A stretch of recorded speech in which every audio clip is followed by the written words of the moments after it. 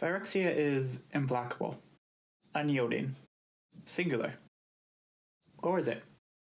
The machine marched, and the machine stumbled. All did not become one. Phyrexia failed. But why? I'm Great Merchant of Magic, and I'd like to try and answer that question. Please consider liking and subscribing to feed a machine of actual infinite power the YouTube algorithm. Most simply, Phyrexia failed because of the inherent hubris of their ideology. This pride has always been their undoing, and Elish Norn was its latest victim. The most obvious example of this hubris was in Phyrexia's inability to predict the beautiful uniqueness of each plane in the multiverse. The March of the Machine stories did a great job of making each plane feel distinct. Ixalan's chapter is a war story, Eldraine's is a fairy tale, Strixhaven's is a magical school adventure, and so on. These distinctions are further exhibited in both the stories and cards of each plane, with everywhere utilizing their respective defenses against Phyrexia. On every plane, Phyrexia encountered unique defenders, unique wildlife, unique magic, even unique natures of reality. To start, I'd like to go through each plane we saw the Phyrexians attempt to invade, and then I'll talk about the bigger picture. I like that the invasion is treated as especially minor on Ravnica. Out of universe, this is probably because the first event set took place almost entirely there. However, the in-universe handling of the emergency is also likely partially a result of the War of the Spark. Ravnica has done this before. They dealt with it last time, and they'll deal with it again. Rao just wants to get this over with and go to sleep. The factions have gotten pretty good at putting aside their differences and using their respective talents against threats to the plane. Similarly, Innistrad couldn't care less about more weird monsters showing up. Most of them find this fun, and those that don't are still experienced enough to deal with it. Plus, we learned that the well-established weird way that death works on Innistrad resulted in the dead of the plane being immune to Phyrexians. Torvald is similar in that the plane is already dead and mad. The inhabitants there have nothing to lose. Dominaria has had thousands of years of specifically dealing with the Phyrexians. As the most varied plane in the multiverse, it also has the widest range of defenders in the form of various powerful people, organizations, and creatures. Hey, gathering information in warfare. Who would have thought? Everyone on Kaldheim is honor-crazed. They would like nothing more than to die with a sword in their hands, and Phyrexia gave them that chance. They burnt down the war tree for the cause. They're pretty committed. We also see that the Phyrexians are unprepared for Kaldheim's giant and omen speaker magics. Fura has snobs? Okay, not every plane's defense strategy got quite as much focus. However, the set has allowed us to learn some more about some minor planes. For example, Belanon gets some expanded lore, as we learn that it has magic wind and manners. Meanwhile, 2 out of the 3 things we previously knew about Gobakan was that it had dangerous diamond storms and that it has an order devoted to protecting people. We see the Phyrexians caught off guard by both. Regatha also has a very capable order of mages. In true cyberpunk fashion, things progressed quickly on Kamigawa. It was one of the handful of planes the Phyrexians actually did do recon on, but they were too prideful to realize their understanding could become obsolete. They also ran into the plane's unique magic in the form of the Kami, and they're again facing a populace with experience in existential warfare. The unique magic of Karsus manifests in the plane's iconic crystals, which hit the Phyrexians as hard as the crystals someone tried to sell you on TikTok supposedly hit depression. Virin has those big magical rings that they're obsessed with. Lorwyn has its trademark creature-type solidarity, seen here with the elves and somewhat more positively with the Kithkin. It's also another plane with experience in reality-altering threats. Asgore is another plane that's just really unpleasant. The Phyrexians should have left it alone. It's not worth conquering. Plus, we get another flavor text that specifically calls out the Phyrexians for their weak intelligence game. Alara's home team magical force is the Maelstrom. The Bant also have experience battling very foreign forces. Kylam has teamwork, from both easygoing athletes and from referees who are honestly some of the hardest looking characters I've ever seen in Magic art. Seriously, these murder minions rule. Chandelar's pre-established defenses are its chaotic magic and the Onake. Phyrexia didn't prepare for Xerx's one singular thing, MC Escher reality bending. Ogratha has an old woman about to commit vehicular manslaughter. Tarkir has dragons, unsurprisingly, and clan magic. Zendikar has 2 flavors of well-established magical defenses, the Royal and other elemental forces, and the Hedrons and other artifacts, which can be used as a complicated, elaborate prison system, or as grenades. Like the Phyrexians, the Zendikari are also good at traveling quickly and gathering reconnaissance. Important things will war. Eldraine has violent pranks, and the Devoted Knights, supported by the forces of the wilds. The story set there also did a great job of presenting fairy tale logic, and just how dangerous it would be to someone not used to maneuvering around it.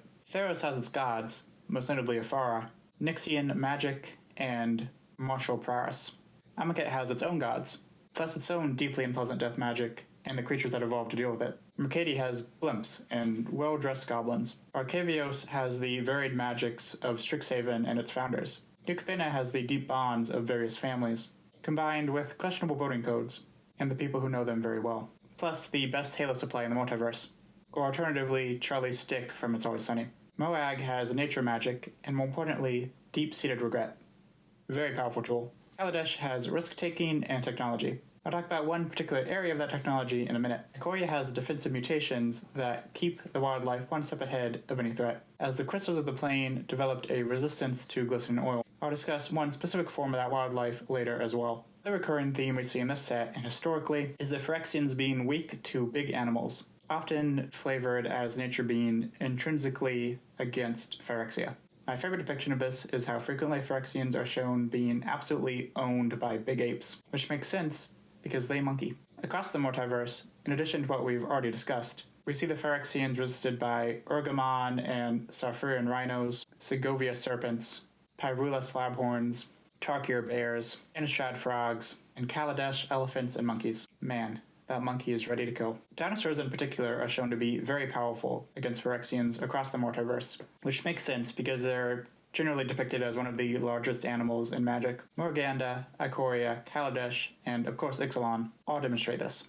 Kaladesh's dinosaurs are gay, so they get bonus points. Ikoria specifically has Kagla and Yadara, who, by virtue of being an ape and dinosaur team-up, represent the greatest threat to the Phyrexians in the multiverse. If the Gatewatch had dropped these bad boys on Phyrexia during All B1, the Phyrexian invasion would not have happened. Across the multiverse, we see that existence itself responds defensively against Phyrexia. I think this actually does a good job of making the Phyrexians feel threatening. By showing that nature and magic automatically resist Phyrexia, enemies and rivals are compelled to put aside their differences, the innate evil and wrongness of Phyrexia is emphasized. When demons think someone's gone too far, you know you're dealing with a real threat. Another force that rises up against the Phyrexians are angels and their associated halo. This evokes the historic adversity between the angels of Sarah and old Phyrexia. Overall, the greatest, most powerful defenses against Phyrexia are nature, angels, and unity. Nature is very green, and angels and unity are very white. It is therefore unsurprising that they are very powerful against Phyrexia, which is very black, as white and green are the enemies of black on the color pie. Now, not every part of every plane successfully resists Phyrexia. We see the Phyrexians successfully corrupt various elements of various planes. For example, they utilize Kaladesh's consulate's cruelty, Kamigawa's Aki ingenuity, Theros' faith, Ikoria's monsters and Iludha, Lauren's racism, Amonkhet's death magic, the dangerous curiosity of Ravnica's Izzet and Simic, and Strixhaven's flawed tenure system. However, many of these successes were found by chance. Generally, the Phyrexians didn't seek out these weaknesses in advance and incorporate them into their plan, which brings us back to their ultimate flaw, pride.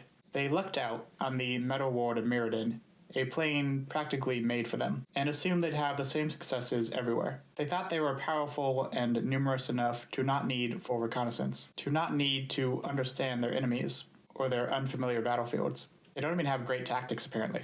As has happened countless times in human history, the army that was superior in a vacuum lost to the forces that understood the homeland better. This was Phyrexia's Vietnam War, if the Viet Cong also had kaiju.